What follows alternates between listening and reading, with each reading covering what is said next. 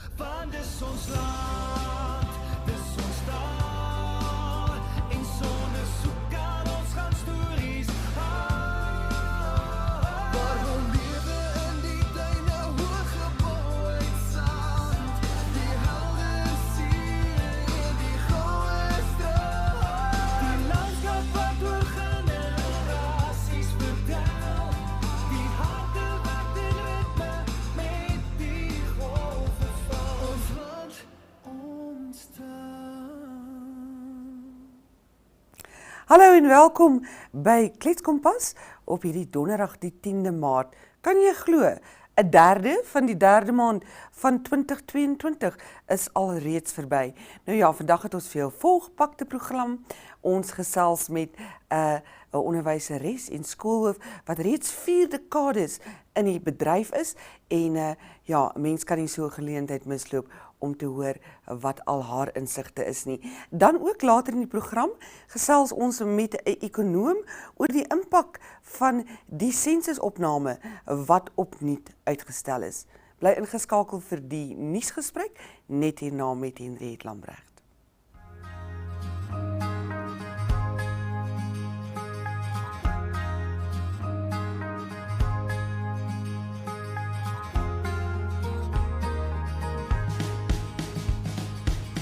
I've been around your love for a while now.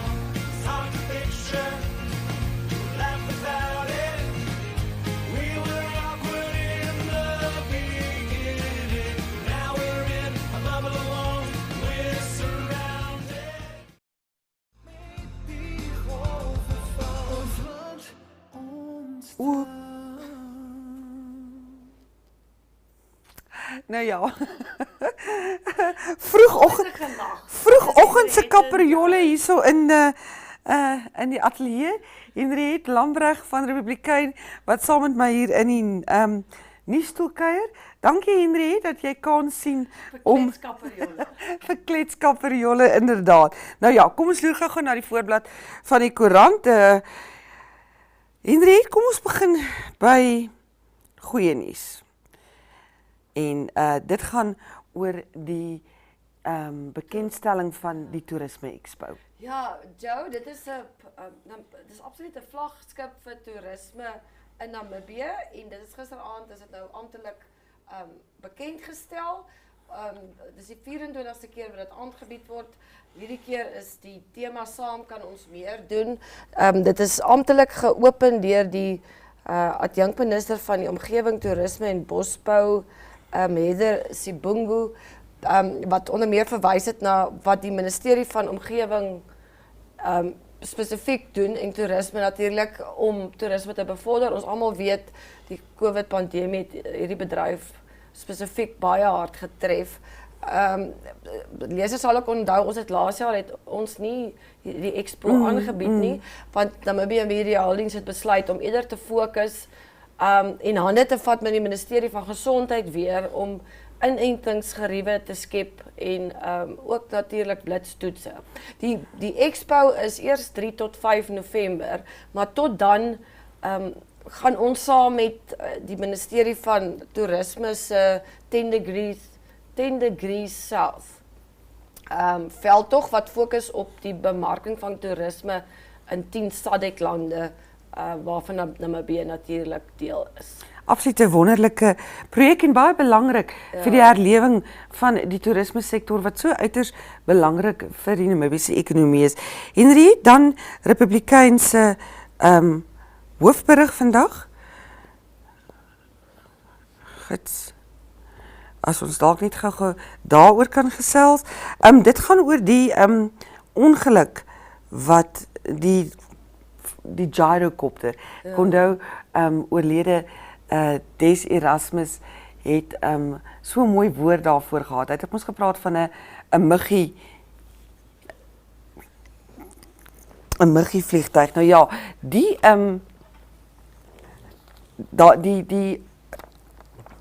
die verslag is nou bekend gemaak en ek weet destyds Dit was erg geweest, want dit toe is was baie daar hartseer reeds storie, ja. bespiegelings dat die vleienier onder die invloed van drank was. Dit is inderdaad nou bevestig. Natuurlik dan nou ook die vleienier wat die dag na die ongeluk oorlede is. En ook so die passasier. Maar Henriette, ons het 'n heerlike onderhoud wat later vir ons in die program wag. Dit gaan oor Jacobina Hamata. Hamata, ja. Sy's al 40 jaar in die bedryf, in die onderwysbedryf, Jo. En dis sal agterkom, ons het nou elke dag hierdie week het Yochanaan Coetzee ongelooflike persoonlike stories gedeel met mense wat betrokke is by hierdie verspreiding van ons onderwysboekies. In die video wat ons nou na ons gesprek nou gaan kyk, praat sy spesifiek van hoe gemeenskappe betrokke raak, daai absolute ding van it takes a village to raise a child. En wat COVID veral die onderwyssektor gedwing het om weer te fokus op die kind, maar veral die kind wat in ver afgeleë gebiede is, wat nie 'n handboek het nie, want daar's nie geld om 'n handboek te koop nie, of daar is nie handboeke nie. Dis nie internet nie. Ja. En in vandag se, dit is nou ons video waarna ons gaan kyk, ons onderhoud, maar in vandag se berig val die fokus spesifiek op die ontwerp van die boekie en dit is geweldig interessant. Verskriklik, nie? Hoe Alexander Fase nou verduidelik hoe visuele media gebruik is om nou het jy die inligting gekry. Sê kom ons maak nou 'n voorbeeld van graad 1. So nou moet jy begin dink aan prentjies wat geskik is, wat op daai vlak is, die tipe font wat jy gebruik. So dit is absoluut Dis 'n wetenskap, hoor. Dit is 'n wetenskap. Om te sorg dat die impak daarvan en die doeltreffendheid. En jy wil onderrig, nê? En jy wil aandag hou. Presies, jy wil die produk moet aanklank vind by 'n graad 1 leerling. Op daai vlak op van daai vlak. spesifieke En natuurlik Alexander Fase wat NMH se kuns en produksiebestuurder is. So baie interessante berig daar op bladsy 2. Henriette, dankie vir die saamkuier. Dankie, Bly Jo. ingeskakel. Net hierna kyk ons na die video van 'n Jacobina. Ladies and gentlemen. Yeah, welcome to another exciting edition.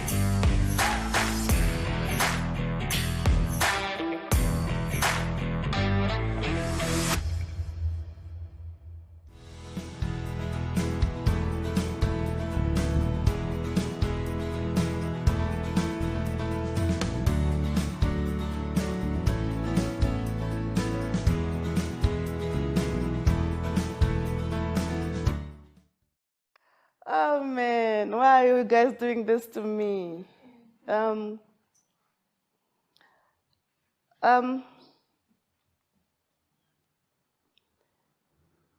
Yeah, I'm very passionate about education. And when I say that I'm very passionate about education, is the fact that we sometimes take learning for granted. Now, in this process of COVID, the first thing that came to mind that children will not be taught, they must be taught from home. We must look for ideas how to reach to children. The first thing that came to mind was the question of how do we reach everybody? And then I remember the first day that the team from the media home traveled to the different places. And one of my cousins, they are at the village where I come from, on Tihaluka, that is where I'm married, just to be specific. And my mother-in-law happened to reside in that area. So the children there are close to my mother-in-law's home. And so they were sharing about this news, about the booklet. And one of the kids happened to say that she never knew that one could get a book in the newspaper. I mean, we get all the different exercises books from the shops. You are given an amount that you must pay for it. And then for the parents who are not able to afford it, they are automatically left out. Now, what stood out for me out in that story is the fact that the children received this booklet out of a newsletter. The same newsletter that we've been using for the past how many years? I'm not sure when the media house came into establishment, but if you look into this story, how ignorant were we that we could not give this booklet for free like we did it here in the COVID time? This child had a book which many people did not have. The counselors got a chance of partaking by distributing these books to their community people. So automatically, they also became involved in sharing the information. So this child got this book, and it came from their counselor. The parent was exposed, getting a chance to come and collect this book from the counselor. You see that whole chain that is happening there. The child gets this book. They are able to read it. They are able to share it. Even the parents who cannot read or who cannot write partook by just making sure that they bring this book to the child. So it shows that what happened in this COVID, it just brought us back to the family structure, that of involving each and every person. Now go back to the chain again. This is a child in a community with a leader, which is a counselor, a mother who is part of that community, who goes to collect this book, walking distance, and for some counselors whose people are not having a car, they took out their cars to go and collect this book. So it became a community project, taking us back to where we started, under the tree, where people used to come together as a community and share the little that they have. This whole project just took us back to the basics, which we always took for granted. And that, for me, what else could you ask for? Because even where we started with working, it was under a tree or at the table, sharing ideas. That's basically what happened. And for me, just knowing that everybody could come together, even the least expected person that you could think of, became part and parcel of this project, without us even realizing that that is what we are doing. It's quite a big impact. And that, for me, I can never forget. Just that smile. The smile on my mother-in-law, the smile on the child, the smile on the community leader, feeling important to distribute the books. That speaks volume of the Namibian nation and how effective we can be just to bring education to everybody.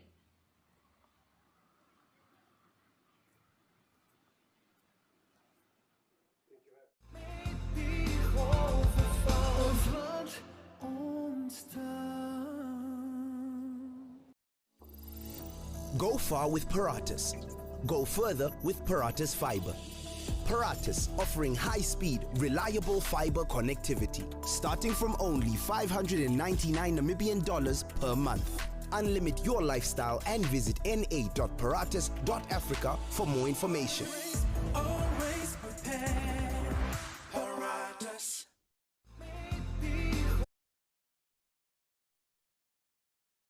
van die regering dat die sensusopname opnuut uitgestel moet word, het baie kommentaar uitgelok. Ek onthou een van die kenners met wie ek gesels het gesê die Namibiese ekonomie is nou in so 'n benarde situasie dat die regering nie eers meer sy mense kan tel nie.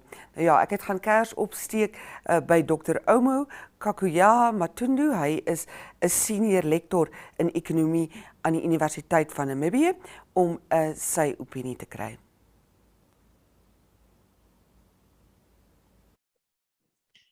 Doctor, Namibia now than ever before needs current or reliable data. What is the impact of another postponement on the census on the country?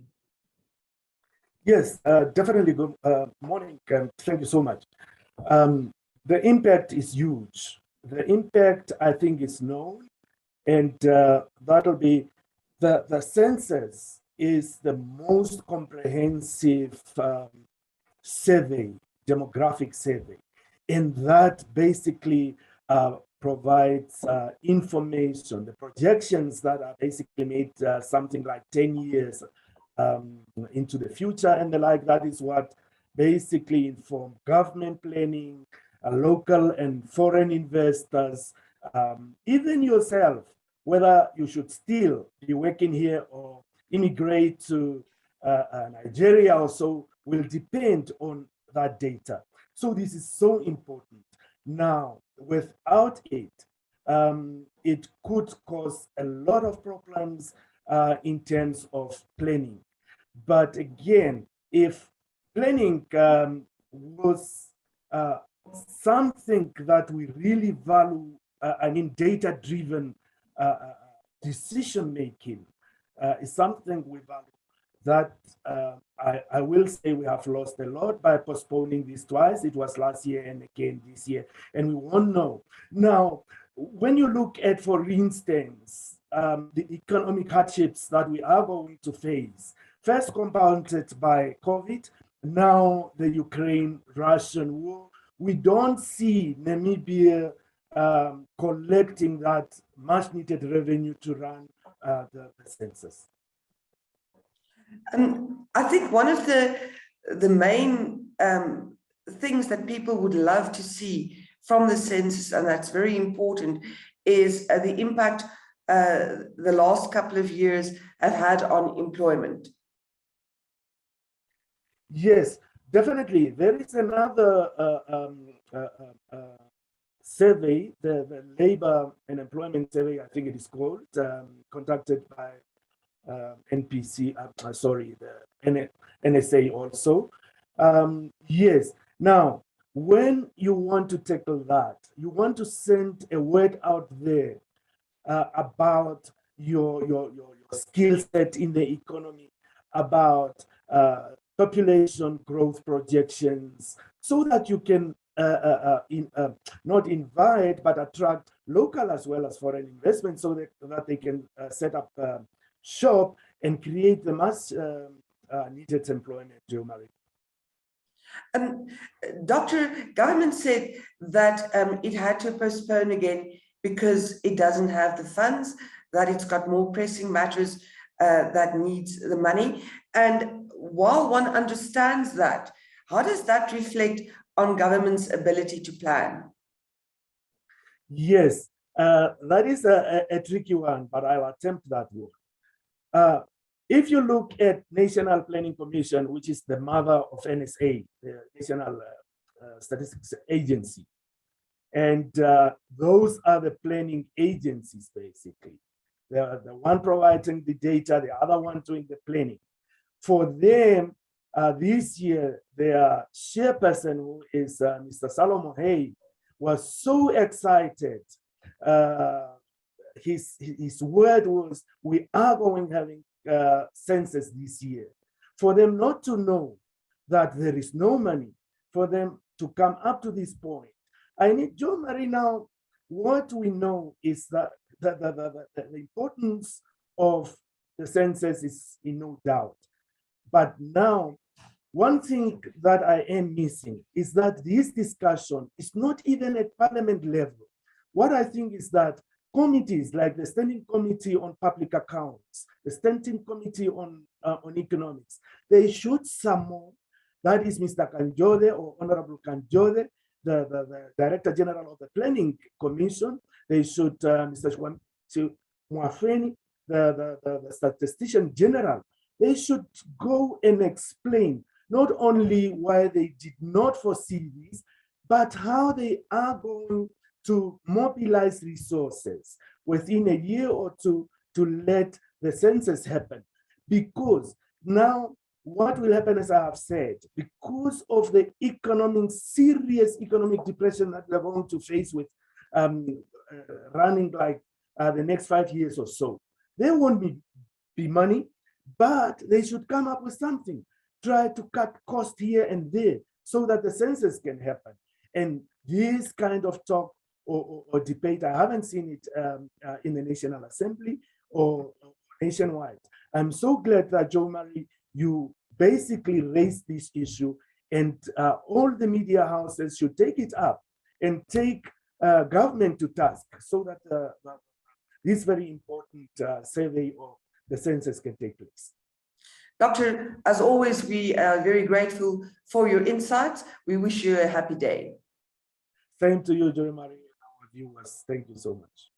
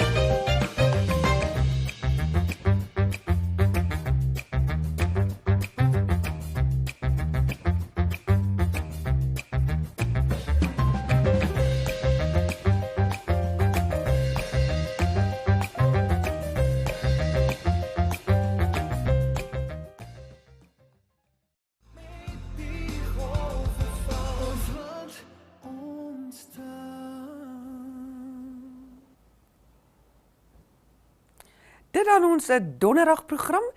Ons hoop jy het lekker saamgekuier. Onthou, ons sien jou môre weer, dan is dit klets uitspeeltyd. Tot dan, kyk mooi na jouself. Ladies and gentlemen. Yeah, welcome to another exciting edition.